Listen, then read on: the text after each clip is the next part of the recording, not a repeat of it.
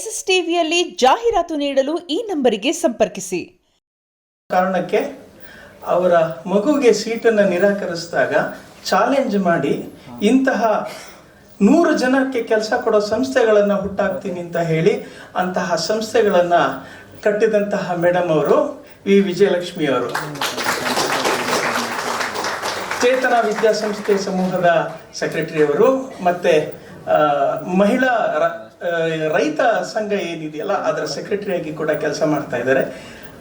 ಅವರು ಈ ಸಮಾರಂಭಕ್ಕೆ ಮಕ್ಕಳ ಎದುರಿಗೆ ಅರ್ಥಪೂರ್ಣವಾಗಿ ಮಕ್ಕಳಿಗೆ ಸಂಬಂಧಪಟ್ಟಂಥ ಈ ಹಾಡನ್ನು ಬಿಡುಗಡೆ ಮಾಡಬೇಕು, ಈ ಸಿನಿಮಾದ ಆಶಯವನ್ನು ನೆರವೇರಿಸಬೇಕು ಅಂತ ಕೇಳ್ಕೊಂಡಿದ್ದು, ಈಗ ಅವರ ಮೂಲಕ ಅವರ ಒಂದೆರಡು ಮಾತುಗಳ ಮೂಲಕ ಈ ಸಿನಿಮಾದ ಈ ಹಾಡನ್ನು ಅವರು ನಿಮಗೆ ಲೋಕಾರ್ಪಣೆ ಮಾಡ್ತಾರೆ. ನಮಗೆಲ್ಲರಿಗೂ ನಮಸ್ಕಾರ. ನಾನು ತಡವಾಗಿ ಬಂದಿದ್ದಕ್ಕಿಂತ ಫಸ್ಟ್ ತಮ್ಮಲ್ಲಿ ಕ್ಷಮೆ ಕೇಳ್ಕೊಳ್ತೇನೆ. ದಾವಣಗೆರೆಯಲ್ಲಿ ತುಂಬ ಮಳೆ ಇದೆ. ಆ ಮಳೆಯಲ್ಲಿ ಹೊರಟು ಬರೋ ಸ್ವಲ್ಪ ಲೇಟ್ ಆಯಿತು. ನೆಕ್ಸ್ಟು ಹಬ್ಬದ ಮರುದಿನ ಸಾಕಷ್ಟು ತುಂಬ ವೆಹಿಕಲ್ಸನ್ನು ತಪ್ಪಿಸ್ಕೊಂಡು ಬರೋದು ಸ್ವಲ್ಪ ಲೇಟ್ ಆಗಿತ್ತು. ತಾವೆಲ್ಲರೂ ಅಲ್ಲಿ ನಮ್ಮಲ್ಲಿ ಕ್ಷಮೆ ಇರಲಿ ಅಂತ ಕೇಳ್ಕೊಳ್ತಾನೆ. ಜನರಲಿ ಈ ಸ್ಕೂಲ್ ಮಕ್ಕಳು, ಸ್ಕೂಲು, ಟೀಚರ್ಸು ಇದೇ ನಮ್ಮ ಒಂದು ಏನಂದರೆ ಪ್ರಪಂಚ. ಜನರಲಿ ಹೇಳ್ತಾ ಇರ್ತೇವೆ, ಯಾವುದೋ ಹಾಡುಗಳಲ್ಲಿ ಬರ್ತಾ ಇರ್ತವೆ. ಈರೋಳು ಪುಟ್ನಂಚಿ ಯಾವುದೋ ಒಂದು ಹಾಡು ನನಗೆ ತುಂಬ ಇಷ್ಟ, ಇದೇ ಕನ್ಕನ್ ಪ್ರಪಂಚ, ರೈಟ್? ಅದು ಕನ್ಕನ್ ಪ್ರಪಂಚ ಅವ್ರದ್ದಿರ್ಬೋದು, ಬಟ್ ನಮ್ಮ ಸ್ಕೂಲು, ಶಾಲೆ, ವಿದ್ಯಾರ್ಥಿಗಳು, ಟೀಚರ್ಸು ನನ್ನ ಪ್ರಪಂಚ. ನನ್ನ ಪ್ರಪಂಚ ಅಂದರೆ ಯಾವುದು ಪ್ರಪಂಚ ಇಲ್ಲದಾಗ ಸೃಷ್ಟಿ ಮಾಡಿಕೊಳ್ಳುವಂಥ ಸಂದರ್ಭ ನನಗೆ ಒದಗಿ ಬಂತು. ನಾನು ಓನ್ಲಿ 9ನೇ ಕ್ಲಾಸ್ ತನಕ ಅಷ್ಟೇ ತೆಲುಗು ಮೀಡಿಯಮ್ನಲ್ಲಿ ಓದ್ಕೊಂಡು ಬಂದಿದ್ದೆ. ಬಂದಾಗ ನನಗಾಗಿರ್ತಕ್ಕಂಥ ತೊಂದರೆಗಳು ಯಾವಾಗ ಸ್ಟಾರ್ಟ್ ಆಯಿತು ಅಂದರೆ ಒಂದು ಮಗುನ ಸ್ಕೂಲಲ್ಲಿ ಸೇರಿಸ್ಲಿಕ್ಕೆ ಹೋದಾಗ ಕೇಳ್ತಾ ಇದ್ರು. ಆವಾಗ ಲಾಂಗ್ ಬ್ಯಾಕ್ ಅಂದರೆ 1990ನಲ್ಲಿ 87 ಆ ಟೈಮ್ನಲ್ಲಿ, 86, 87 ಆ ಟೈಮ್ನಲ್ಲಿ ಜಾಸ್ತಿ ಕ್ರಿಶ್ಚಿಯನ್ ಡಾಮಿನೇಟೆಡ್ ಸ್ಕೂಲ್ಸ್ ಇರೋವು. ಇಂಗ್ಲೀಷ್ ಮೀಡಿಯಮ್ ಸ್ಕೂಲ್ಸ್ ಅಂದರೆ ಜಾಸ್ತಿ ಆ ಥರ ಸ್ಕೂಲ್ಸ್ ಇರೋವು. ಅಲ್ಲಿ ನನ್ನ ಮಗಳನ್ನ ಸೇರಿಸ್ಬೇಕು ಅಂತ ಹೋದಾಗ ಸಿಸ್ಟರ್ ಬೆನಿಗ್ನಾ ಅವರು ನನಗೆ ಒಂಥರ ಗುರುನೂ ಹೌದು. ನನಗೆ ಅವ್ರು ಅವಮಾನ ಮಾಡಲಿಲ್ಲ ಅಂದರೆ ಇಷ್ಟೊಂದು ಸ್ಕೂಲ್ಸ್ ನನ್ನ ಕೈಯಿಂದ ಹುಟ್ಟಿಸ್ಕೊಳ್ಳೋಕೆ ಸಾಧ್ಯ ಆಗ್ತಾ ಇರಲಿಲ್ಲ. ಅವ್ರು ಹೇಳ್ತಾ ಇದ್ರು, ಅಲ್ಲಮ್ಮ ನಿಮ್ಗೆ ಯಾವ ಭಾಷೆ ಬರುತ್ತೆ ಅಂತ ಕೇಳ್ತಾ ಇದ್ರು. ನನಗೆ ತೆಲುಗು ಬರುತ್ತೆ, ಹಾಗಾದ್ರೆ ತೆಲುಗು ಮೀಡಿಯಮ್ ಸ್ಕೂಲಲ್ಲಿ ಓದಿಸ್ಬೋದಲ್ವಾ, ನೀವು ಯಾಕೆ ಇಲ್ಲಿ ಬಂದಿದ್ರಿ ಅಂತ ಕೇಳ್ತಾ ಇದ್ರು. ಕನ್ನಡ ಬರುತ್ತಾ ಅಂತ ಕೇಳಿದರು. ಈಗ ಕಲಿತಾ ಇದ್ದೀನಿ. ಜಸ್ಟ್ ನಾನು ಆಂಧ್ರ ಪ್ರದೇಶದಿಂದ ಮದುವೆಯಾಗಿ 9ನೇ ಕ್ಲಾಸ್ನಲ್ಲಿ ನಾನು ಮದುವೆ ಮಾಡಿದರು. 14ನೇ ವರ್ಷದಲ್ಲಿ ನಾನು ಮದುವೆ ಮಾಡಿಕೊಂಡು ಕರ್ನಾಟಕಕ್ಕೆ ಬಂದೆ. 9ನೇ ಕ್ಲಾಸ್ ಎಕ್ಸಾಮ್ ನಾನು ಆಫ್ಟರ್ ಮ್ಯಾರೇಜ್, ಮದುವೆ ಆದ ನಂತರ 9ನೇ ಕ್ಲಾಸ್ ಎಕ್ಸಾಮ್ ಬರೆದು ದಾವಣಗೆರೆಗೆ ಬಂದಿದ್ದೆ ಸೊಸೆಯಾಗಿ. ನನಗೇನು ಗೊತ್ತಿಲ್ಲ ಮೇಡಮ್ ಯಾವುದು ಲ್ಯಾಂಗ್ವೇಜ್. ತುಂಬ ಬೈದರು. 7-8 ಸರಿ ಹೋಗಿದ್ದಕ್ಕೆ ನಾನ್ ಸೆನ್ಸ್ ಲೇಡಿ ಹೊರಗೆ ಹಾಕಿ ಅಂತ ಹೇಳಿದರು. ಹೊರಗೆ ಹಾಕಿ ಅಂತ ಹೇಳಿ ನನ್ನ ಅಪ್ಲಿಕೇಶನ್ಸ್ ಎಲ್ಲ ಬಿಸಾಕಿದ್ರು. ಫಸ್ಟ್ ಫ್ಲೋರಿಂದ ಕೆಳಗೆ ಬಿದ್ದಾಗ ಗಾಳಿಯಲ್ಲಿ ನಾನು ಓಡಿ ಅವನ್ನೆಲ್ಲ ಅಪ್ಲಿಕೇಶನ್ಸು ಮತ್ತು ಅವ್ರದ್ದು ಡೇಟ್ ಆಫ್ ಬರ್ತ್ ಸರ್ಟಿಫಿಕೇಟ್ಸು ಎಲ್ಲ ಆರಿಸ್ಕೊಳ್ತಾ ಇದ್ದೆ. ಆರಿಸ್ಕೊಂಡು ಒಂದು ಸೆಕೆಂಡ್ ನಿಂತು ಸ್ಕೂಲ್ ನೋಡಿದೆ. ತುಂಬ ದೊಡ್ಡ ಸ್ಕೂಲು. ಬಟ್ ಅಂದ್ಕೊಂಡಿದ್ದೆ ಸಿಸ್ಟ್ರು ಯಾರು? ಓಕೆ, ಸಿಸ್ಟ್ರು ಇಲ್ಲಿ ಅಪಾಯಿಂಟೆಡ್ ಲೇಡಿ, ಅವರು ಓನರ್ ಅಲ್ಲ. ಬಟ್ ಒಂದು ಅಪಾಯಿಂಟೆಡ್ ಲೇಡಿಗೆ ಇಷ್ಟೊಂದು ಘನತೆ, ಗೌರವ ನಮಗೆ ಇಟ್ಕೊಂಡು ನಮಗೆ ಅವಮಾನ ಮಾಡಿದರೆ ನಾವು ಯಾಕೆ ಓನರ್ ಆಗಬಾರ್ದು? ನಾವು ಯಾಕೆ ಸ್ಕೂಲ್ ಕಟ್ಟಬಾರ್ದು?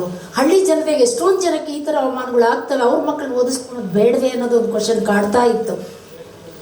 ಅಲ್ಲಿಂದ ನಾನು ಸ್ಟಾರ್ಟ್ ಮಾಡ್ಕೊಂಡೆ. ನನ್ನ ಮಗಳನ್ನ ಏನೋ ಯಾವುದೋ ಒಂದು ಇನ್ಫ್ಲೂಯೆನ್ಸಿಂದ ಅದೇ ಸ್ಕೂಲ್ಗೆ ಸೇರಿಸಿದ್ದೀನಿ. ಬಟ್ ನಾನು ಕಾಣಿಸ್ಕೊಳ್ಳಿಲ್ಲ ಅವರಿಗೆ. ಅಕ್ಟೋಬರ್ ನವಂಬರ್ನಲ್ಲಿ ಮೇಡಮ್ ಹತ್ರ ಹೋಗಿದ್ದೆ. ಹೇಳ್ತಾ ಇದ್ರು, ನಿಮ್ಮನ್ನೆಲ್ಲ ನೋಡಿದ್ದೀನಲ್ವಾ ಅಂತ. ಎಸ್ ಮೇಡಮ್, ನನಗೆ ನೀವು ನೋಡಿದಿರಿ. ಯಾವಾಗ ನೋಡಿದಿರಿ? ಇಂಥ ಸಂದರ್ಭ. ಮತ್ತು ನಿಮ್ಮ ಮಗಳು ಎಲ್ಲಿ ಸೇರಿಸಿದ್ರಿ? ಇದೇ ಸ್ಕೂಲು. ಹೇಗೆ? ಇನ್ಫ್ಲೂಯೆನ್ಸ್. ಓಕೆ, ಈಗ ಬಂದಿದ್ದೇನು ಕಾರಣ? ನೀವು ನನಗೆ ಬೈದ್ರಲ್ಲ, ನಾನು 10th ಸ್ಟ್ಯಾಂಡರ್ಡ್ ಓದಬೇಕಾಗಿದೆ. 10th ಸ್ಟ್ಯಾಂಡರ್ಡ್ಗೆ ಹೆಂಗೆ ಓದಬೇಕು ಗೊತ್ತಿಲ್ಲ, ಹೇಗೆ ಎಕ್ಸ್ಟ್ರಲ್ ಅಪ್ಲಿಕೇಶನ್ ಕೊಡಬೇಕು ಗೊತ್ತಿಲ್ಲ, ಹೇಳ್ಕೊಡ್ತೀರಾ? ಡೆಫಿನೆಟ್ಲಿ ಮನೆಗೆ ಓಡಿ 21 ರೂಪಾಯಿ ತೊಗೊಂಡು ಬಾ, ನಾನು ನಿನಗೆ 10th ಕಟ್ಟಿಸ್ತೇನೆ. 10th external, PUC external, BA external, Mysuru university, Karnataka university MA external, ಇವೆಲ್ಲ ಮಾಡಬೇಕಾದ್ರೆ ಏನಿತ್ತು ಅಂದರೆ ಮನಸ್ಸು ಸ್ಕೂಲು ತೆರೆಯೋದೇ ಒಂದು ಕಾರಣ. ಆ ಸ್ಕೂಲ್ ತೆರೆಯದೇ ಒಂದು ಕಾರಣ ಆಗಿರೋದ್ರಿಂದ ನಾನು MA ನಾನು ಸ್ಕೂಲ್ ತೆಗೆದಿದ್ದೆ. ಬಟ್ ಎಲ್ಲಿ ಓಪನ್ ಮಾಡಬೇಕು ಗೊತ್ತಿಲ್ಲ. ₹1 ಇಲ್ಲ, ₹1 ಅಲ್ಲ, ಒಂದು NP ಇಲ್ಲ. ಯಾಕೆಂದರೆ ನಮ್ಮ ಹಸ್ಬೆಂಡ್ ಹೇಳ್ತಾ ಇದ್ರು, ಹಸ್ಬೆಂಡ್ ಹತ್ರ ದುಡ್ಡಿಲ್ಲ ಅಂತೆಲ್ಲ ಇದೆ. ಬಟ್ ಜನರಲ್ಲಿ ಇರ್ತಕ್ಕಂಥ ಒಂದು ಆತಂಕ ಇರುತ್ತೆ. ಎಲ್ಲಿ ಸೋಲ್ತಾರೋ, ಇಂಥವ್ರು ಹೆಂಡತಿ ಸ್ಕೂಲ್ ಮಾಡಿ ಮುಚ್ಚಿದ್ರು ಅಂತ ಎಲ್ಲಿ ಹೇಳ್ತಾರೋ ಅಂತೇಳಿ ಜನಕ್ಕೆ ಹಂಚಿ ಅವರು ನನಗೆ ಹೆಲ್ಪ್ ಮಾಡಿರಲಿಲ್ಲ. ಅಮ್ಮ ಮಾಡ್ಬೋದಾಗಿತ್ತು, ಅಮ್ಮನೂ ಕೂಡ ಇದೇ ಇತ್ತು ಆತಂಕ. ಇಂಥವ್ರ ಮಗಳು ಹೋಗ್ಬಿಟ್ಟು ಒಂದು ಸ್ಕೂಲ್ ಮಾಡಿದ್ದಾಳೆ, 6 ತಿಂಗಳು ನಡೆಸಲಿಲ್ಲ, ಮುಚ್ಚಿದ್ದಾಳೆ ಅಂತಂದರೆ ನಮಗಿದು ಅವಮಾನ ಅಂತೇಳಿ ಅಮ್ಮ ಕೂಡ ಹೆಲ್ಪ್ ಮಾಡಲಿಲ್ಲ. ನಾನೇನು ಮಾಡಬೇಕು ನನಗೆ ಗೊತ್ತಾಗಲಿಲ್ಲ. ಬಟ್ ವಿತೌಟ್ ಒಂದು NP, ಒಂದು ಕ್ಯಾಟಲ್ ಶೆಡ್ನಲ್ಲಿ, ಕ್ಯಾಟಲ್ ಶೆಡ್ ₹140 ಬಾಡಿಗೆ ತೊಗೊಂಡು ಕ್ಯಾಟಲ್ ಶೆಡ್ನಲ್ಲಿ ಸ್ಕೂಲ್ ಓಪನ್ ಮಾಡಿ ಇವತ್ತು ನಿಯರ್ಲಿ ಒಂದು 24 ಏರಿಯಾಸ್ನಲ್ಲಿ ಕಾಲೇಜಸ್ ಆ್ಯಂಡ್ ಸ್ಕೂಲ್ಸ್ ಮಾಡಲಿಕ್ಕೆ ಒಂಥರ ಅವಕಾಶ ನನಗೆ ಸೊಸೈಟಿ ಕೊಡ್ತು. 500 ಜನಕ್ಕೂ ಮೇಲೆ ಉಪಾಧ್ಯಾಯರಿಂದ ನಮ್ಮ ಜೊತೆಯಲ್ಲಿ, ನಮ್ಮ ಕುಟುಂಬದಲ್ಲಿ ಬೆರ್ತು ಹೋಗಿದ್ದಾರೆ. ನಾವು ಚೇತನ ಕುಟುಂಬ ಅಂತ ಕರಿತೀವಿ ಅವ್ರನ್ನೆಲ್ಲರನ್ನೂ ಕೂಡ. ಸುಮಾರು ಜನ ಅದರ್ ವರ್ಕರ್ಸ್ ಎಲ್ಲ ಇದ್ದಾರೆ. ಇಷ್ಟೆಲ್ಲ ಇಟ್ಕೊಂಡು ಮಾಡೋದು ನನಗೆ ತುಂಬಾ ಸಂತೋಷ ಆಗಿದೆ. ಅದು ನನ್ನ ಕತೆ ಇವ್ರಿಗೆ ಹೇಗೆ ಗೊತ್ತಾಯಿತು ಅಂತ ನನಗೂ ಗೊತ್ತಿಲ್ಲ. ಬಟ್ ನನಗಿಂತ ಎರಡು ಕ್ಲಾಸ್ ಹಿಂದೆ ಹಾಕಿದ್ದಾರೆ. ನಾನು 9 ತನಕ ಓದಿದ್ದೀನಿ, ಇವ್ರು ಮಾತ್ರ ಬರೀ 7ಕ್ಕೆ ಹಾಕಿಬಿಟ್ಟಿದ್ದಾರೆ. ನನಗೆ ಭಾಳ ಸಂತೋಷ ಆಯಿತು ಭಾರತಿ ಟೀಚರ್ ಬಗ್ಗೆ ಕೇಳಿ. ಇಂಥದ್ದೊಂದು ಬರಬೇಕು, ಇದು ರಿಯಾಲಿಟಿನೂ ಇದೆ. ಅವಮಾನ ಆಗ್ತವೆ. ಪ್ರಪಂಚದಲ್ಲಿ ಯಾರಿಗೂ ಆಗಲ್ಲ ಅವಮಾನ, ಎಲ್ಲರಿಗೂ ಆಗುತ್ತೆ. ಬಟ್ ಅದನ್ನು ಸಹಿಸ್ಕೊಂಡು ಅನ್ನೋದಕ್ಕಿಂತ ದಾಟ್ಕೊಂಡು ಅಂತ ಹೇಳ್ತೀನಿ ನಾನು. ಸಹಿಸ್ಕೊಳ್ಳೋದ್ರ ಅರ್ಥ ಇಲ್ಲ, ಸಹಿಸ್ಕೊಳ್ಳೋದ್ರೆ ಪೇಯ್ನ್ ಆಗುತ್ತೆ, ದಾಟ್ಕೊಳ್ಳೋದ್ರೆ ಪೇಯ್ನ್ ಆಗಲ್ಲ. ದಾಟಿ ಹೋಗೋಣ, ಅವಮಾನ ಬಂದರೆ ದಾಟಿ ಹೋಗೋಣ, ಇನ್ನೊಂದು ಬಂತ ದಾಟಿ ಹೋಗೋಣ, ಮಳೆ ಬಂತ ಛತ್ರ ಹಿಡ್ಕೊಳ್ಳೋಣ, ಮಳೆ ಬಂತು ಅಂತೇಳಿ ಕೆಲಸ ಮಾಡೋದೇನು ಬಿಡೋದಿಲ್ವೇ, ಮಳೆ ಮಾಡ್ತೀವಲ್ವಾ, ಅದೇ ರೀತಿ ಎಲ್ಲರೂ ಮುಂದೆ ಬರೋಣ. ಈಗಿದೆ ನೋಡ್ರಿ, ಈ ನಾನು ಹೇಳ್ಬಾರ್ದು ನನಗೂ ಗೊತ್ತಿಲ್ಲ. ಈಗ ಒಳ್ಳೊಳ್ಳೆ ದೊಡ್ಡ ಸಿನಿಮಾಗಳು 500 ಕೋಟಿ 1000 ಕೋಟಿ ಅಂತಂತ ನಿರ್ಮಾಪಕರೆಲ್ಲ ಬಂದು ಮಾಡ್ತಾ ಇರೋವಂಥ ಸಂದರ್ಭದಲ್ಲಿ ಒಂದು ಕೊಡೆ ಇಟ್ಕೊಂಡು ಭಾರತಿ ಟೀಚರ್ ಅಂತ ಒಂದು ಚಿಕ್ಕ ಸ್ಟೋರಿ ತಗೊಂಡು ದೊಡ್ಡದಾಗಿ ಕನಸ್ಕಂಡು ಮಾಡ್ತಾ ಇದ್ದಾರಲ್ಲ, ಇದು ಒಂದು ದೊಡ್ಡ ಒಂದು ಹಾದಿಯಲ್ಲಿ ಮುಂದೆ ಬರಲಿ ಅಂತ ನಾನು ಹಾರೈಸ್ತೀನಿ. ಹಾಗೆ ದೊಡ್ಡ films in the sense KGF ಇರ್ಬೋದು, ಕಾಂತಾರ ಇರ್ಬೋದು, ಇನ್ನೊಂದು ದೊಡ್ಡ ಫಿಲಿಮ್ಸ್ ಇರ್ಬೋದು, ಬಾಹುಬಲಿ ಇರ್ಬೋದು, RRR ಇರ್ಬೋದು, ಈ ಥರ ತುಂಬ ದೊಡ್ಡ ಫಿಲಿಮ್ಸ್ ಬಂದದ. ಆ ಫಿಲಿಮ್ಸ್ ಮಧ್ಯ ಒಂದು ಟೀಚರ್ ತಗೊಂಡು ಎತ್ತುತ್ತಾರಲ್ಲ, ಇದು ಬಹಳಷ್ಟು ಸಂಚಲನ ಆಗಲಿ ಅಂತ ನಾನು ಅಂದ್ಕೊಳ್ತಾ ಇದ್ದೀನಿ. ಇಷ್ಟನ್ನು ಹೇಳ್ತಾ ನಾನು ತಪ್ಪು ಮಾತಾಡಿದೆ, ನನಗೆ ಗೊತ್ತಿಲ್ಲ, ಕ್ಷಮಿಸ್ಬೇಕು ಅಂತ ಕೇಳ್ಕೊಳ್ತಾ ನನ್ನ ಮಾತುಗಳು ಮುಗಿಸ್ತೀನಿ. ಜೈ ಹಿಂದ್, ಜೈ ಕರ್ನಾಟಕ. ಅಲ್ವಾ ಅದಕ್ಕೆ ನಿಮಗೆ ಕರೀತೀವಿ ಅಂತ ಅಂದರೆ ಅಷ್ಟು ದೊಡ್ಡ ದೊರೆ ಇದೆ ನಂದು. ಕರೆಂಟ್ ಹೋದರೆ ಮೈಕ್ ಇಲ್ವಲ್ಲ, ಮೈಕ್ ಇಲ್ದಿದ್ರು ಪರವಾಗಿಲ್ಲ, ನಾನು ಅಷ್ಟು ಜೋರಾಗೆ ಸುಮಾರು ಅರ್ಧ ಕಿಲೋಮೀಟ್ರ್ ಕೇಳೋಷ್ಟು ಜೋರಾಗಿ ನಾನು ಮಾತಾಡ್ತೀನಿ. ಬಟ್ ಇಷ್ಟು ಚಿಕ್ಕದಲ್ವಾ ಹಾಲು. ಬಟ್ ನೀವೆಲ್ಲ ಮಕ್ಕಳು ಕೂಡ ತುಂಬ ಕಡಿಮೆ ಇದ್ದೀರಲ್ವಾ, ಪ್ರೀತಿಯಿಂದ ಮಾತಾಡ್ಲಿಕ್ಕೆ ಇಷ್ಟ ಆಯಿತು, ಅದಕ್ಕೆ ಧ್ವನಿ ಸಣ್ಣದು ಮಾಡಿದೆ, ಸಾರಿ, ಕ್ಷಮಿಸ್ಬಿಡ್ಬೇಕು. ರಿಯಲಿ ಬಂಗಾರಿ, ಇಂಥದ್ದೊಂದು ಭಾರತಿ ಟೀಚರ್ ಅನ್ನೋದು ಆ ಒಂದು ಸಿನಿಮಾ ಕೇಳಿ ರೋಮಾಂಚನ ಆಯಿತು ನನಗೆ. ಸಣ್ಣದಾಗಿ ನಾಗೇಂದ್ರ ಪ್ರಸಾದ್ ಅವರು ನನಗೆ ಕಳಿಸ್ಕೊಟ್ಟಾಗ ನನಗೆ ಭಾಳ ಖುಷಿ ಅನ್ನಿಸ್ತು. ನಾಗೇಂದ್ರ ಪ್ರಸಾದ್ ಅವರು ನನ್ನ ಮಗನ ಹಾದಿಯಲ್ಲಿ ಅಂದರೆ ಮಗನ ಸ್ಥಾನದಲ್ಲಿದ್ದು ಅವ್ರು ನನಗೆ ಯಾವಾಗಲೇ ಏನೇ ಬೇಕಂದ್ರೂ ಕೂಡ ಸ್ಕೂಲಲ್ಲಿ ಬಾಚಿನ ಒಂದೇನಾದರೂ ಮಾತಾಡು ಅಂತ ಅಂದ್ರೆ ಕರೆದ್ರೂ ಕೂಡ ಯಾವತ್ತೂ ಇಲ್ಲ ಅಂದಿಲ್ಲ. ನನ್ನ ಜೊತೆಲಿ ಆ ಥರ ಆತ್ಮೀಯತೆ ಅವರು ಒಡನೆ ನಾನಿದ್ದೀನಿ, ಅವ್ರ ಒಡನಾಟದಲ್ಲಿದ್ದೀನಿ. ಅವ್ರ ಫ್ಯಾಮಿಲಿಯಲ್ಲಿ ಒಂದು ಕುಟುಂಬ ಆಗಿ ನಾವು ಹೊಂದ್ಕೊಂಡಿದ್ದೀವಿ. ಬಟ್ ಹೊಸದಾಗಿ ಡೈರೆಕ್ಟರ್ಸು, ನಿರ್ಮಾಪಕರು, ಮತ್ತೊಬ್ಬರು ಅದರ ಕಲಾವಿದರು ಇವ್ರನ್ನೆಲ್ಲ ಇವತ್ತು ನೋಡೋ ಅಂಥ ಸಂದರ್ಭ ನನಗೆ ಒದಗಿಸಿದ್ದ ತಮ್ಮೆಲ್ಲರಿಗೂ ಧನ್ಯವಾದಗಳನ್ನ ಹೇಳ್ತಾ, ಮತ್ತೊಮ್ಮೆ ಭಾರತಿ ಟೀಚರ್ ಅನ್ನೋ ಸಿನಿಮಾನ 7th ಕ್ಲಾಸ್ ಅನ್ನೋದು ಹೇಳೋಕೆ ನನಗೇನು ಇಷ್ಟ ಆಗಲಿಲ್ಲ. ನೀವು ಯಾಕೆ ಇಟ್ಟಿದ್ರೋ ಗೊತ್ತಿಲ್ಲ, ಇರ್ಬೋದು. ಬಟ್ ನಾವು 7th ಕ್ಲಾಸ್ 9th ಕ್ಲಾಸ್ ಅಂತಂದ್ರೆ ಏನಪ್ಪ, ನಾವು PhD ಮಾಡ್ದಂಗೆ ಲೆಕ್ಕ. ಯಾಕೆ ಅಂದರೆ ಅಷ್ಟೆಲ್ಲ ತೊಂದರೆಗಳು, ಅನುಭವಗಳು ನಮ್ಮ ಜೊತೆಗಿದ್ದಾವೆ. ಹಾಗಾಗಿ ಆ ಅನುಭವವನ್ನೇ ನಮ್ಮದು ಪಾಠಶಾಲೆ ಅಂತ ಅಂದ್ಕೊಂಡು ನಾವು ಮುಂದೆ ಹೊರದವರು.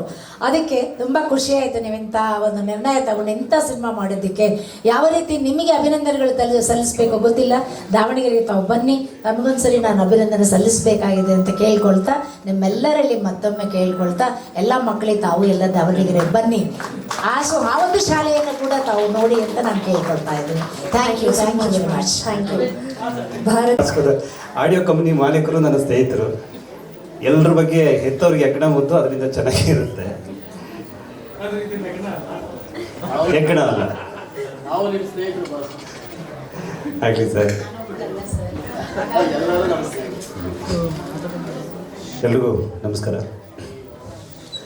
ಭಾರತಿ ಟೀಚರ್ ನಮ್ಮ ಮಳವಳ್ಳಿ ಪ್ರಸನ್ನ ಅವರ ಬಹಳ ದೊಡ್ಡ ಕನಸು, ಸುಮಾರು ವರ್ಷಗಳ ಕನಸು ನನಸಾಗ್ತಿದೆ. ಅವರಲ್ಲಿರೋ ತುಡಿತಾ ಇದೆಯಲ್ಲ, ಅದು ಏನಾದರೂ ಸಮಾಜದಲ್ಲಿ ಒಂದು ಬದಲಾವಣೆ ತರಬೇಕು ಅನ್ನೋಂಥದ್ದು. ಮತ್ತು ತನ್ನ ಇಡೀ ಕರ್ನಾಟಕದಲ್ಲಿ ಯಾರಾದರೂ ಕತೆಗಳು ಮಾರಾಟಕ್ಕಿವೆ ಅಂತ ಹೇಳಿದ್ದು ಯಾರಾದರೂ ಇದ್ದರೆ ಅವರೊಬ್ಬರೇ. ಒಂದು ದಿವಸಕ್ಕೆ 4 ಕತೆ ಬರಿಬಾರ್ದು, ಅದು ಭಾಳ ಸ್ವಾರಸ್ಯವಾಗಿದೆ. ಅಂತಹ ಕತೆ ಮಾಸ್ಟ್ರು ಕತೆಗಳನ್ನು ಭಾಳ ಚೆನ್ನಾಗಿ ಹೇಳಿರ್ತಾರೆ ಅಂತ ನಂಬಿಕೆ ಅಂತ ಇದೆ ನನಗೆ. ಅದೇ ಮಕ್ಕಳಿಗೆ ಇದು ತಲುಪ್ತಾವ ಅಂತ ಗೊತ್ತಿಲ್ಲ ನಮಗೆ, ಯಾಕಂದ್ರೆ ಮಕ್ಕಳು ಸಿನಿಮಾ ನೋಡೋದೇ ಬಿಟ್ಟಿದ್ದಾರೆ. ಅವ್ರು ನೋಡಿ ಅಲ್ಲೆಲ್ಲ ಕೇಳಿಸ್ತಾ ಇದೆಯಾ? ನಾನೊಂದು ಹಾಡಿನ ಒಂದು ಸಾಲ ಹೇಳ್ತೀನಿ, ಫುಲ್ ನೀವು ಹೇಳಬೇಕು. ಆಮೇಲೆ ಹೂವಿನ ಬಾಣದಂತೆ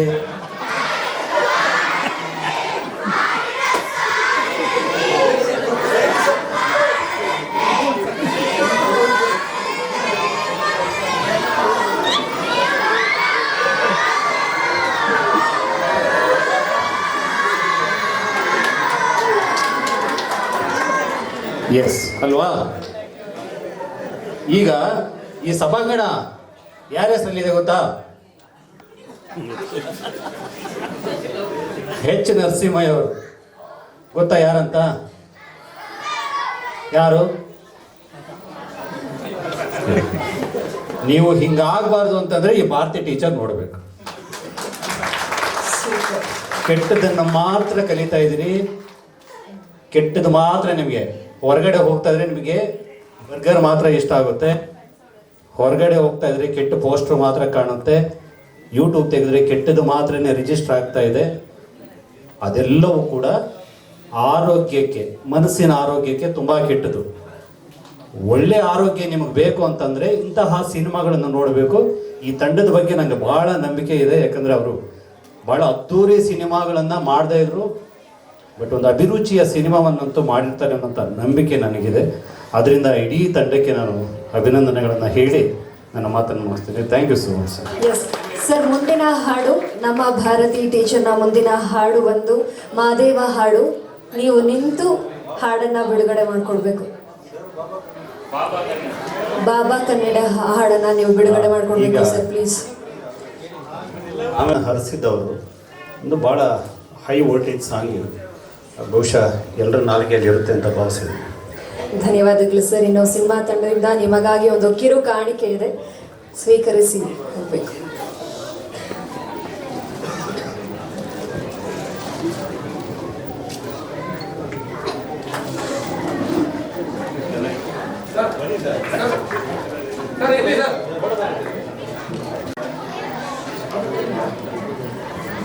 ಸತ್ಯನಾರಾಯಣ ಹೆಗ್ಡೆ ಸರ್ ಕೂಡ ವೇದಿಕೆ ಮೇಲೆ ಬರಬೇಕು ಪ್ಲೀಸ್. ಎಲ್ರಿಗೂ ನಮಸ್ಕಾರ. ಭಗವ ಭಾರತ್ ಮಾತಾ ಕಿ. ಇಷ್ಟೇ ನಿಶ್ಶಬ್ದವಾಗಿ 2 ನಿಮಿಷ ಇದ್ದರೆ ಮಾತು ಮುಗಿಸ್ಬಿಡ್ತೇನೆ. ವಿಶೇಷವಾಗಿ ಮಾಧ್ಯಮ ಮಿತ್ರರಿಗೆ, ಯಾಕೆಂದರೆ 1 ಗಂಟೆಗೆ ಕಾರ್ಯಕ್ರಮ ಅಂತ ಹೇಳಿದ್ವಿ, ಆದರೆ ಶುರು ಆಗಿದ್ದು ಬಹಳ ತಡವಾಗಿ. ಹಾಗಾಗಿ ನಿಮ್ಮಲ್ಲಿ ಮತ್ತೊಮ್ಮೆ ಕ್ಷಮೆ ಕೋರ್ತಾ, ಆದರೂ ಇಷ್ಟೊತ್ತಾದರೂ ನೀವೆಲ್ಲರೂ ಇದ್ದು ಇಡೀ ಕಾರ್ಯಕ್ರಮನ ವೀಕ್ಷಣೆ ಮಾಡ್ತಿದ್ದೀರಿ ಅಂದರೆ ಅದು ನಿಮಗೆ ಏನು ಇಷ್ಟ ಆಗಿದೆ ಅಂತ. ನಾನು ಪ್ರಸನ್ನ ಭಾಳ ಆತ್ಮೀಯ ಸ್ನೇಹಿತರು.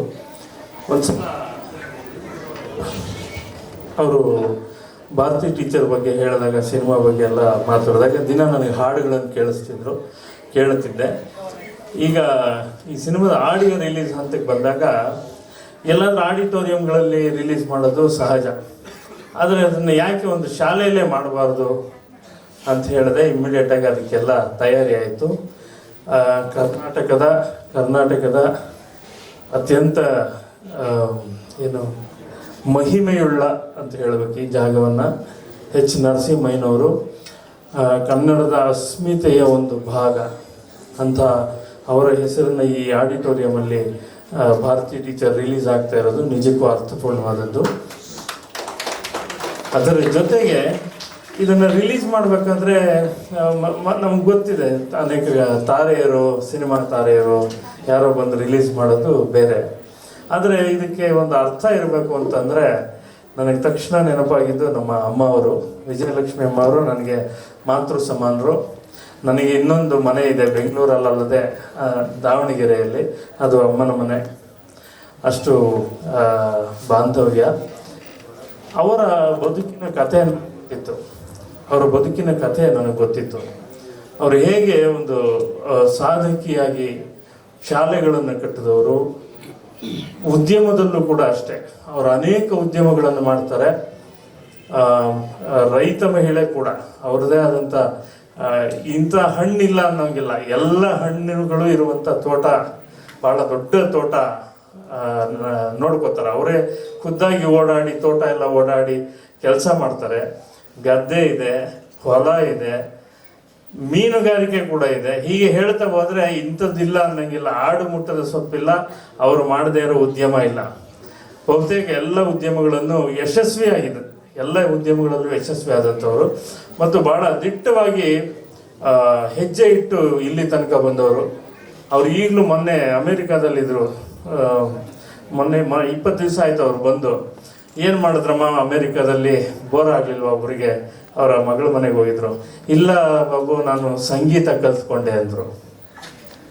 ಸುಮ್ಮನೆ ಇರಲ್ಲ ಅವರು ಅಂತ. ಹಾಗೆ ಅಂಥವರು ಮತ್ತು ಈ ಕಥೆಗೆ ಅರ್ಥಪೂರ್ಣವಾಗಿರುತ್ತೆ ಅಂಥವರು ಬಂದು ಇದರ ಬಿಡುಗಡೆ ಮಾಡಿದ್ರೆ ಅಂತ ಹೇಳಿ ಅವರನ್ನು ಆಹ್ವಾನಿಸಿದೆ. ಬೆಳಗ್ಗೆ ದಾವಣಗೆರೆಯಿಂದ ಬಿಟ್ಟು ಈ ಜಂಗುಳಿಯಲ್ಲಿ ಇಲ್ಲಿವರೆಗೂ ಬಂದಿದ್ದಾರೆ. ವಿಶೇಷವಾದ ಧನ್ಯವಾದಗಳು ಅಮ್ಮ ಅವರಿಗೆ. ಭಾರತಿ ಟೀಚರ್ ಬಾಮ್ಮ ಇಲ್ಲಿ ಬಾ, ನೀನೇ ಇಲ್ಲದೆ ಇಡೀ ಕಾರ್ಯಕ್ರಮ ಆಗ್ತಾ ಇದೆ, ಬಾ ವೇದಿಕೆಗೆ ಬಾ, ಕಮ್.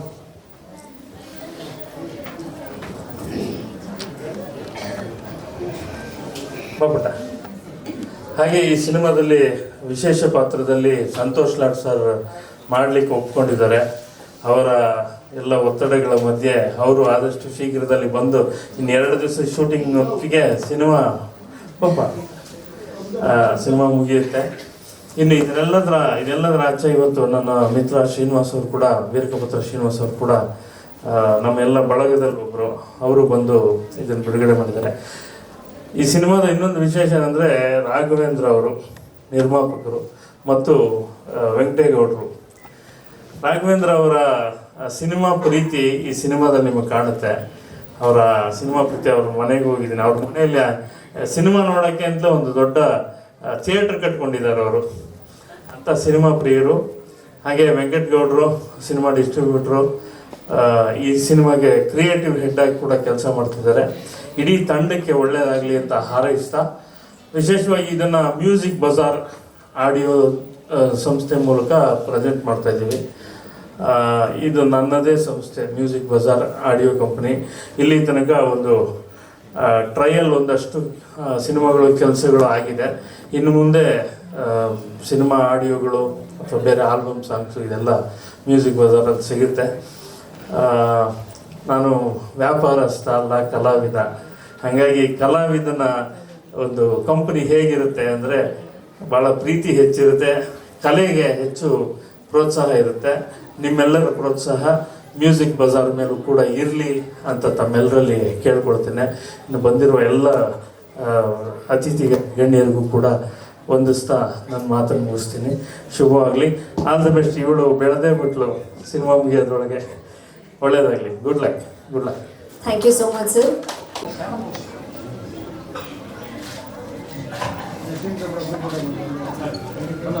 ಹಾಡುಗಳೆಲ್ಲ ಹಾಡ್ದವ್ರು ಬೇಡವಾ?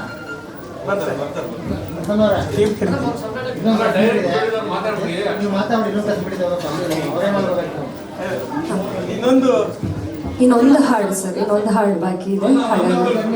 ಅದ್ಭುತವಾದಂಥ ಎಲೆ ಜೀವ ಹಾಡಿದಂಥ ದರ್ಶನ್ ಮೆಲವಂಕಿ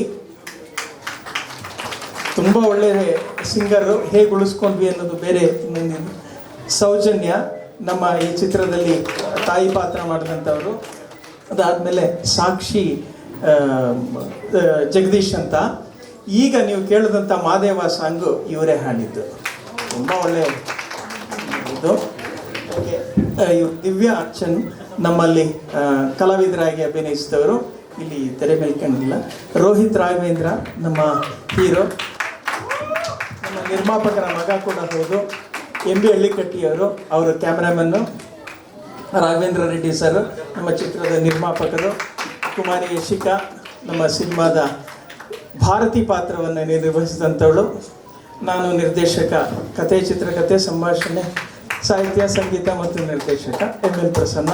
ನಮ್ಮ ಕ್ರಿಯೇಟಿವ್ ಹೆಡ್ ವೆಂಕಟಗೌಡರು. ಸೊ ಒಟ್ಟಾರೆಯಾಗಿ ಸಮಪ್ ಮಾಡಿಬಿಡಬೇಕು. ನಿಮಗೆ ಒಂದು 5 ನಿಮಿಷ ಟೈಮ್ ಕೊಟ್ಟಿದೆ ಅಂದರೆ ಎಲ್ಲರ ಪರವಾಗಿ ಮಾತಾಡ್ಬಿಡ್ಬೋದಾ ಅಥವಾ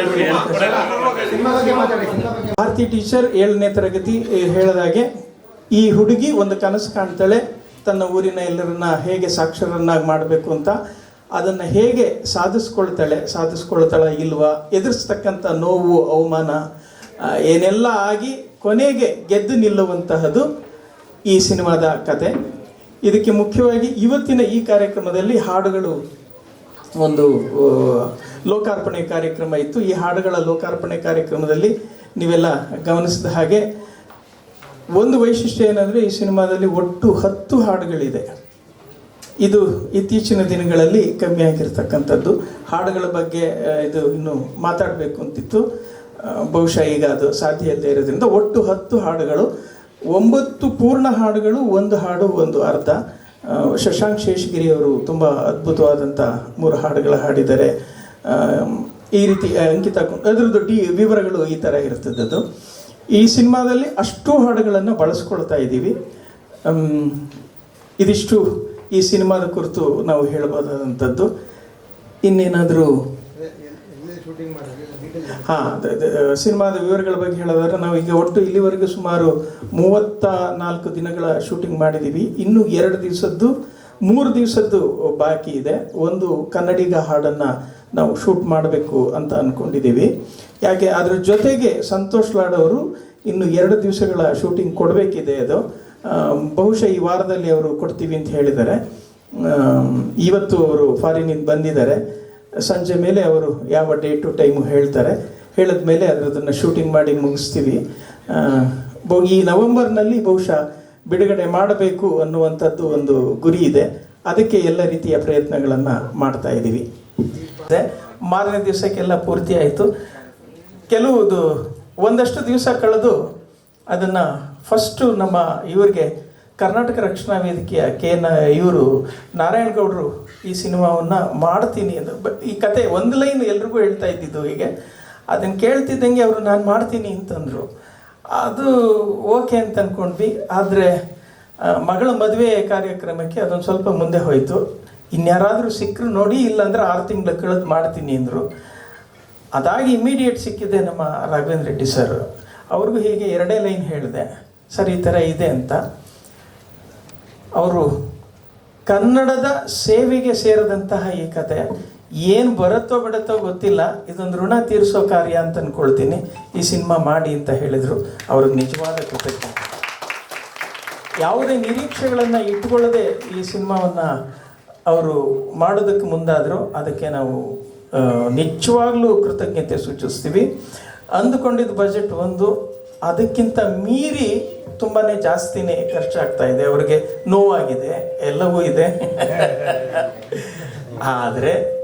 ಆದರೆ ಖುಷಿನೂ ಇದೆ, ಅವರಿಗೆ ಖುಷಿನೂ ಇದೆ. ಯಾಕೆ ಅಂದರೆ ಅಂದ್ಕೊಂಡಿದ್ದು ನಿಜ. ಹೇಗೋ ಚಿಕ್ಕದಾಗಿ ಇದು ಏನು ಮದುವೆ ಮಾಡಿ ನೋಡು, ಮನೆ ಕಟ್ಟಿ ನೋಡು ಅನ್ನೋ ಹಾಗೆ ಸಿನಿಮಾ ಮಾಡಿ ನೋಡು ಅನ್ನೋದು ಒಂದು ಸೇರಿಕೊಳ್ತದೆ. ಇದು ಎಲ್ಲ ನಿರ್ಮಾಪಕರಿಗೂ ಕೂಡ ಅನುಭವಕ್ಕೆ ಬಂದಿರುವಂಥದ್ದು. ಅದು ಅವ್ರಿಗೂ ಈಗ ಅನುಭವಕ್ಕೆ ಬಂದಿದೆ. ಅದು ಚಿಕ್ಕದಾಗೆ ಮಾಡಬೇಕು ಅಂದ್ಕೊಂಡಿರುತ್ತೆ. ಅದು ಹೋಗ್ತಾ ಹೋಗ್ತಾ ಹೋಗ್ತಾ ಇಲ್ಲ ಇದನ್ನು ಮಾಡಬೇಡ, ಮಾಡ್ರಿ ಪರವಾಗಿಲ್ಲ, ಕೊನೆಗೆ ಇದು ನಾವ ಮಾಡಿದ್ದು ಅನ್ನೋ ಥರ ಪ್ರತಿಯೊಬ್ಬರಿಗೂ ಹಾಗೆ ಆಗ್ತದೆ. ಆ ಥರದೊಂದು ಇನ್ವಾಲ್ವ್ಮೆಂಟ್ ಬರ್ತದೆ. ಸಿನಿಮಾ ಚೆನ್ನಾಗಿ ಬಂದಿರೋದ್ರಿಂದ ಅವ್ರಿಗೂ ಕೂಡ ಅದನ್ನು ಇನ್ನೂ ಚೆನ್ನಾಗಿ ತರಬೇಕು ಅಂತ ಹೇಳಿ ಅದು ಆಸಕ್ತಿ ಹುಟ್ಟಿದೆ. ಅದು ಹಾಗಾಗಿ ಅವರ ನೋವು ಕೂಡ ಅದು ಎಕ್ಸ್ಕ್ಯೂಸ್ ಆಗೋಗ್ಬಿಡ್ತದೆ. ಅದು ನೀವೇನಾದ್ರು ಹೇಳಿದ್ರೆ ಹೇಳು. ಈ ಕತೆ ಕೇಳಿ ಈ ಹುಡುಗಿಯ ಬದಲಾವಣೆಗೆ ಸರ್ಕಾರದ ವ್ಯವಸ್ಥೆಯಿಂದ ಜೊತೆ ನಿಲ್ಲುವಂತಹ ಪ್ರಯತ್ನಕ್ಕೆ DC ಮುಂದಾಗ್ತಾರೆ. ಆ ಪಾತ್ರವನ್ನು ಅವರು ನಿಭಾಯಿಸ್ತಾರೆ. ಅದರದ್ದು ಅದೇ ಈ ವಾರ ಗೊತ್ತಾಗುತ್ತೆ ಸರ್. ಅದು ಇವಾಗ ಸಂಜೆ ಅವ್ರನ್ನ ಭೇಟಿ ಮಾಡೋ ಕಾರ್ಯಕ್ರಮ ಇದೆ. ಮ್ಯೂಸಿಕ್ ಸರ್ ಇದೆ ನಾನೇ ಕತೆ, ಚಿತ್ರಕಥೆ, ಸಂಭಾಷಣೆ, ಸಾಹಿತ್ಯ, ಸಂಗೀತ ಮತ್ತು ನಿರ್ದೇಶನ. ಮೂಲತಃ ನಾನು ರೈಟರು ಮತ್ತು ಡೈರೆಕ್ಟ್ರು. ಸುಮಾರು ಒಂದು 3000 ಎಪಿಸೋಡು ಸೀರಿಯಲ್ ಡೈಲಾಗ್ ಬರೆದಿದ್ದೀನಿ. 10-15 ಚಿತ್ರಗಳಿಗೆ ಸಂಭಾಷಣೆ ಬರೆದಿದ್ದೀನಿ. ಇದು ನನ್ನ 3ನೇ ಚಿತ್ರ ನಿರ್ದೇಶಕನಾಗಿ. ಈ ಮೊದಲು ಕೂಡ 2 ಚಿತ್ರಗಳಿಗೆ ಹಾಡುಗಳು ಮತ್ತು ಸಾಹಿತ್ಯ ರಚಿಸಿದ್ದು ನಿಜ. ಇದು 3ನೇದು. ಬಟ್ ಇದೊಂದು ದೊಡ್ಡ ಪ್ರಯತ್ನ. ಇದು ಒಂದು 10 ಹಾಡುಗಳು ಎಲ್ಲ ಒಂದಕ್ಕಿಂತ ಚೆಂದ ಒಂದು ಬರೋದಕ್ಕೆ, ಮತ್ತು ಅದಕ್ಕೆ ತಕ್ಕ ಹಾಗೆ ಇದನ್ನು ಎಲ್ಲ ಲೈವ್ ಬಂತದು. Double budget. ನಾವು ಹೇಳಿದ್ದು ಅದೇನೆ, ನಾವು ಅಂದ್ಕೊಂಡಿದ್ದ ಬಜೆಟ್ಗಿಂತ 3 ಪಟ್ಟು ಸಂಗೀತಕ್ಕೆ ಆಯಿತು. ಈಗ ಅದು ಒಂದು ಹೆಮ್ಮೆ ಕಾಣಿಸ್ತಿದೆ, ಸಂತೋಷ ಕಾಣಿಸ್ತಿದೆ, ಯಶಸ್ಸು ಕಾಣಿಸ್ತಾ ಇದೆ. ನಿಮಗೂ ಕೂಡ ಆ ಸಂಗೀತದ್ದು ಇಷ್ಟ ಆಗುತ್ತೆ ಅಂತ ಭಾವಿಸ್ತೀನಿ. ಹೇಳಿ ಸರ್. ಸರ್ ಇಲ್ಲ, ನೀವೇನೋ ಕ್ವಶನ್ ಕೇಳ್ತೀರ ಅಂತ ನಾನು. ಇಲ್ಲ ಸರ್, ಬಜೆಟಲ್ಲಿ ಆಮೇಲೆ ಹೇಳಲ್ಲ. ಸದ್ಯಕ್ಕೆ ಆಸೆ ಇದೆ ಸಿನಿಮಾ ಮಾಡಬೇಕು ಅಂತ. ಕನ್ನಡ ಸಿನಿಮಾ, ಅದು ಎಜುಕೇಷನ್ ಕಾನ್ಸೆಪ್ಟು, ಭಾಷೆ, ವಿದ್ಯೆ, ಸೊ ಎರಡನ್ನೂ ಸೇರಿಸಿ ಒಂದು ಏನು ಸೇವೆ ಇದೆ ಮಾಡಿದ್ದೀನಿ. ನಾನು ಬೆಂಗಳೂರಿಗೆ ಬಂದು ಬಳ್ಳಾರಿ ಡಿಸ್ಟಿಕ್ ರೂರಲ್ ಇಂದ ಬಂದಿರೋದು. ಒಂದು 20 ವರ್ಷ ಏನು ದುಡಿದಿದ್ದೀವಿ ಇದರಲ್ಲಿ ಹಾಕಿದ್ದೀವಿ ಸರ್. ಇನ್ಮೇಲೆ ಏನಿದೆ ನಮ್ಮ ನಾಗೇಂದ್ರ ಪ್ರಸಾದ್ ಸರ್ ಇದ್ದಾರೆ, ಅವ್ರ ಸಹಕಾರದಲ್ಲೇ ಎಲ್ಲ ಮುಂದೆ ಮಾಡ್ತೀವಿ ಸರ್.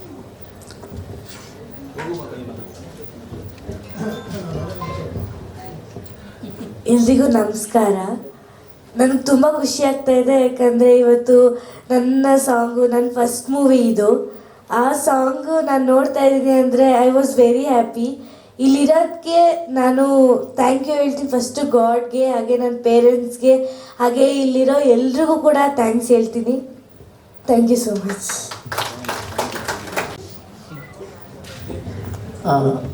ಹೇಳಿ ಸರ್, ಏನು ಕೇಳಬೇಕಂದ್ರೆ ನಾನು ಹೇಳ್ತೀನಿ. ನಮ್ಮ ಮಾತಾಡಕ್ಕೆ ಬರಲ್ಲ ಇವಾಗ. ಹಾಂ ಸರ್, ಅದು ಕಂಪ್ಲೀಟ್ ಸಿನಿಮಾ ನಾವೇ ಟೇಕಪ್ ಮಾಡ್ಬೇಕನ್ನೋದು ಪ್ರಸನ್ನ ಸರು ಡೈರೆಕ್ಷನ್ಗೆ ಒಪ್ಕೊಂಡ್ರು. ಪ್ರೊಡ್ಯೂಸರ್ ಹತ್ರ ಬಂದರು ನಮ್ಮ ಆಫೀಸ್ಗೆ. ನಾನು ಲಾಸ್ಟ್ ಟೈಮ್ ಹೇಳಿದೆ ಅನ್ಸುತ್ತೆ, ನೀವು ಮರ್ತಿದ್ದೀರ ಅನ್ಸುತ್ತೆ. ಅವರು ಪ್ರೊಡ್ಯೂಸರ್ಗೆ ನಾವು ಕೂರಿಸ್ಕೊಂಡವ್ರಿಗೆ ಒಂದು ಬಜೆಟ್ ಕೊಡ್ತೀವಿ ಸರ್. ಬಜೆಟ್ ಕೊಟ್ಬಿಟ್ಟು, ಸರ್ ಇದು ಸಿನಿಮಾ ಬಜೆಟು, ನೀವು ಸಿನಿಮಾ ಏನಕ್ಕೆ ಮಾಡ್ಬೇಕಂತ ಕೇಳಿದೆ ನಾನು ಅವ್ರಿಗೆ.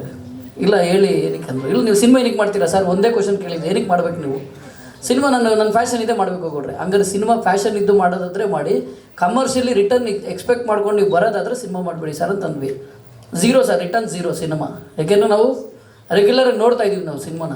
ಹಂಗಾಗಿ ಝೀರೋ ಇದೆ ಸರ್. 99% ಸೋಲ್ವೇ ಜಾಸ್ತಿ ಇರೋದು. ಸಿನಿಮಾ ಕಂಟೆಂಟ್ ಚೆನ್ನಾಗಿದ್ರೆ ಜನ ತೊಗೊಂಡೇ ತಗೊಳ್ತಾರೆ, ಇಲ್ಲ ಅಂತಿಲ್ಲ. ಅದಕ್ಕೆ ಆದಂಥ ಮಾರ್ಕೆಟಿಂಗ್ ಬೇಕು, ಎಲ್ಲ ಬೇಕಂತ ಹೇಳಿದಾಗ ಅವರು ಸೆಕೆಂಡ್ ಥಾಟ್ ಇಲ್ಲ ಸರ್, ಮಾಡ್ತೀನಿ ಅಂದರು. ನಾನು ಹಂಗೂ ಕೇಳಿದೆ, ಏನಕ್ಕೆ ಸರ್ ನಿಮ್ಗೆ ಅಷ್ಟೊಂದು ಹುಮ್ಮಸ್ ಮಾಡಲೇಬೇಕಂತ ಸರ್ ಅಂತ.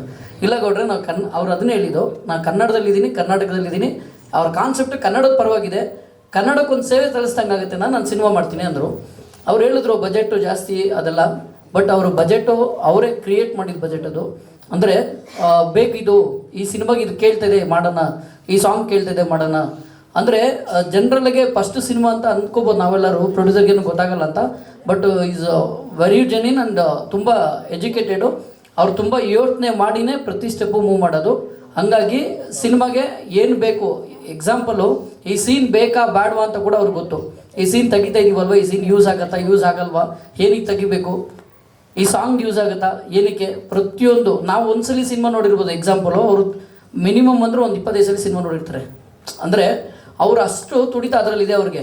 ಅಂದರೆ ನಾವು ನಂದು ಬಿಡು, ಅವ್ರು ಯಾರೋ ಮಾಡ್ತಾ ಇದ್ದಾರೆ, ನಮಗೇನಕ್ಕೆ, ಅದು ಆಮೇಲೆ ನೋಡೋಣ ನನ್ನ ಹತ್ರ ಇಲ್ವೇ ಇಲ್ಲ ಅವರು. ಸೊ ಅದು ಅವರಲ್ಲಿ ಇಷ್ಟ ಆಗಿದ್ದು. ಸೇಮ್ ಥಿಂಗ್ ಸಿನಿಮಾ ಎಲ್ಲರೂ ಚೆನ್ನಾಗಿ ಮಾಡಿದ್ದಾರೆ. ನಮ್ಮ ಕ್ಯಾಮ್ರಾಮನ್ನು ನೀವು ನೋಡಿದ್ರಿ, ಅದ್ಭುತವಾಗಿ ಚೆನ್ನಾಗಿ ಕೊಟ್ಟಿದ್ದಾರೆ ಕ್ಯಾಮ್ರಾ. ಏನಕ್ಕಂದರೆ ನಮ್ಮ ಇಂಜಿನಿಯರ್ ಹೇಳ್ತಾರೆ ನಮ್ಮ ಸ್ಟುಡಿಯೋದಲ್ಲಿ ಮಾಡ್ಬೇಕಾರೆ, ಸರ್ ಕ್ಯಾಮ್ರಾಮನ್ ಯಾರು ಸರ್ ಅಂತ. ಯಾಕಂತ ಕೇಳಿದ್ರೆ ಸರ್ ವೆರಿ ಟೆಕ್ನಿಕಲ್ ಆಗಿ ಮಾಡಿದ್ದಾರೆ ಸರ್. ಒಂದು ದಿನಕ್ಕೆ ಏನಾಗುತ್ತೆ, ಕೆಲವರು ಕ್ಯಾಮ್ರಾಮನ್ಸು ಇವತ್ತಿನ ದಿನಕ್ಕೆ ನಾಳೆ ದಿನಕ್ಕೆ ಚೇಂಜ್ ಆಗಿಬಿಡುತ್ತೆ.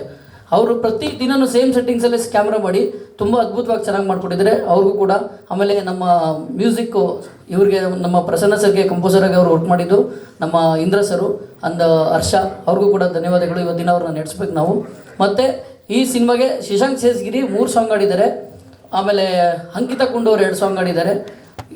ಪೃಥ್ವಿ ಭಟ್ ಆಡಿದ್ದಾರೆ, ನಮ್ಮ ಸಾಕ್ಷಿ ಅವರು ಆಡಿದ್ದಾರೆ, ದರ್ಶನ್ನು ನಾವು ಒಂದು 20 ಜನ ಆ ಸಾಂಗ್ನ ಬೇರೆಯವ್ರು ಚೇಂಜ್ ಮಾಡಬೇಕಂತ ಅಂದ್ಕೊಂಡು ಮತ್ತೆ ಅವ್ರಿಗೆ ಬರ್ತಾಯಿತ್ತದು. ಸೊ ದರ್ಶನ್ ಅಷ್ಟು ಇಷ್ಟವಾದಂಥ ಸಾಂಗ್ ಅದು, ನಮಗೆಲ್ಲರಿಗೂ ಅದು ಯಾವಾಗಲೂ ಗುಣಗುತ್ತ ಸಾಂಗ್, ಅಷ್ಟು ಮೆಲೋಡಿಯಾಗಿ ಆಡ್ಕೊಟ್ರು. ಸಾಕ್ಷಿ ಮೇಡಮ್ಗೂ ಅಷ್ಟೇ ತುಂಬ ಟಾರ್ಚರ್ ಕೊಟ್ಟು ಆಡ್ಸಿದ್ದಾರೆ ಪ್ರಸನ್ನ ಸರ್ ಅದನ್ನು. ಇಲ್ಲ ಅದು ಐ ಪಿಚ್ ಹೋಗ್ತಲೇ ಇಲ್ಲ ಅಂತ.